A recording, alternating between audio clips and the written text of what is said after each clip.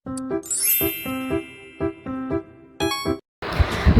Assalamualaikum warahmatullahi wabarakatuh. Halo semuanya, perkenalkan nama saya Maisyarah Khairia Zakia dengan NIM 2304256. Nah, pada kesempatan kali ini, saya akan menjelaskan mengenai materi konsep Good Corporate Governance, yang mana tugas video ini saya buat untuk memenuhi tugas mata kuliah Administrasi Perusahaan Publik yang diampu oleh Ibu Yulia Hanselina, SIPMAP. Nah, pada kesempatan pertama saya akan menjelaskan mengenai apa sih itu Good Corporate Governance. Jadi, Good Corporate Governance ini merujuk pada seperangkat prinsip, nilai, dan praktik tata kelola perusahaan yang baik. Nah, konsep ini bertujuan untuk memastikan bahwa perusahaan itu dijalankan dengan cara yang transparan, adil, dan bertanggung jawab dengan memperhatikan kepentingan semua pemangku kepentingan yang terlibat. Nah, selanjutnya ada beberapa pendapat nih mengenai apa sih itu Good Corporate Governance. Nah, jadi menurut World Bank, Good Corporate Governance ini merupakan kumpulan hukum, peraturan, dan kaidah-kaidah yang wajib dipenuhi yang dapat mendorong kinerja perusahaan yang efisien guna menghasilkan nilai ekonomi jangka panjang yang berkesinambungan bagi para pemegang saham maupun masyarakat. Nah, pendapat yang kedua itu menurut FCCG atau Finance Committee on Corporate Governance.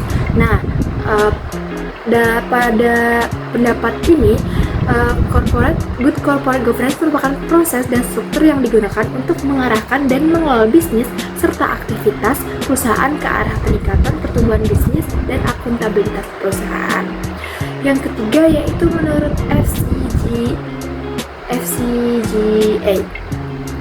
Nah, atau Forum Corporate Governance on Indonesia. Jadi, Corporate Governance menurut forum ini merupakan seperangkat peraturan yang mengatur hubungan antara pemegang saham, pengurus perusahaan, pihak kreditor, pemerintah, karyawan, serta pemangku kepentingan internal dan eksternal. Nah, selanjutnya yang terakhir yaitu menurut Kementerian BUMN. Jadi, Good Corporate Governance menurut Kementerian BUMN ini merupakan suatu sistem yang dirancang untuk mengarahkan pengelolaan perusahaan secara profesional berdasarkan prinsip-prinsip transparansi, akuntabilitas, tanggung jawab, independen, kewajaran, dan kesetaraan. Nah, jadi dapat disimpulkan dari beberapa pendapat tadi bahwa Good Corporate Governance ini merupakan rangkaian proses, kebiasaan, kebijakan, atau aturan yang mempengaruhi pengarahan, pengelolaan, serta pengontrolan suatu perusahaan atau korporasi. Nah, jadi Good Corporate Governance ini juga mencakup hubungan antara para pemangku kepentingan yang terlibat serta tujuan pengelolaan perusahaan itu sendiri. Nah, pembahasan selanjutnya saya akan membahas mengenai prinsip-prinsip Good Corporate Governance.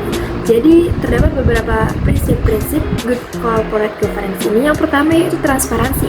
Transparansi ini adalah keterbukaan informasi yang cukup, akurat, dan tepat waktu kepada para pemangku kepentingan atau stakeholder.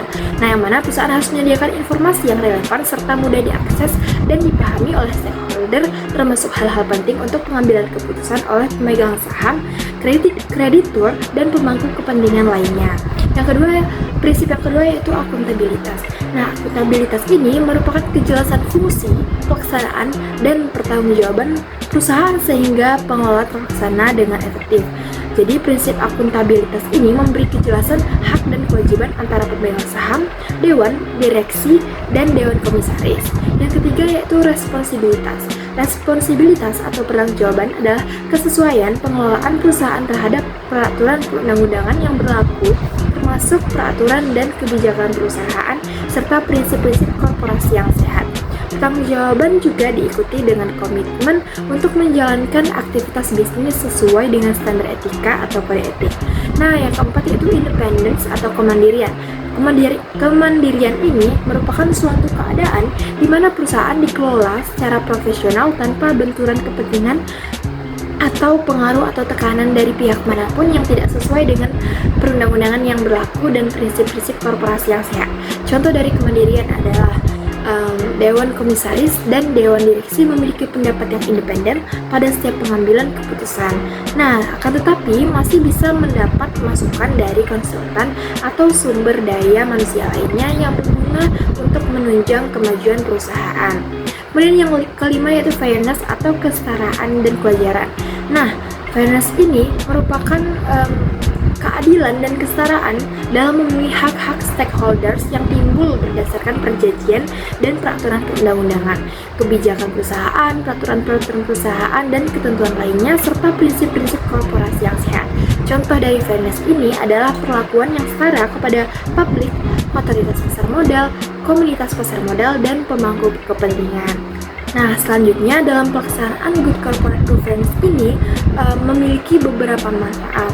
Menurut Forum of Corporate Governance in Indonesia atau FCGI, ada beberapa manfaat yang diperoleh, antara lain yang pertama, yaitu meningkatkan kinerja perusahaan melalui terciptanya proses pengambilan keputusan yang lebih baik, meningkatkan efisiensi operasional perusahaan, serta lebih meningkatkan pelayanan kepada stakeholder.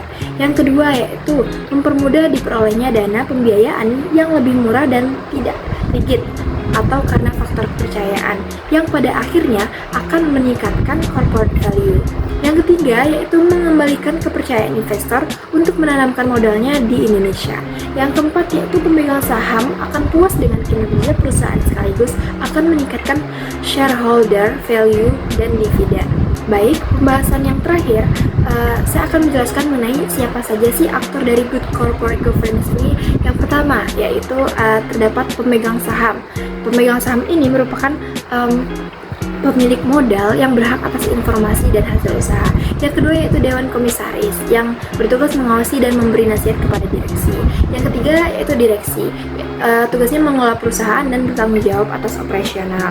Yang keempat yaitu Komite Audit yang membantu komisaris dalam pengawasan dan pemeriksaan laporan keuangan.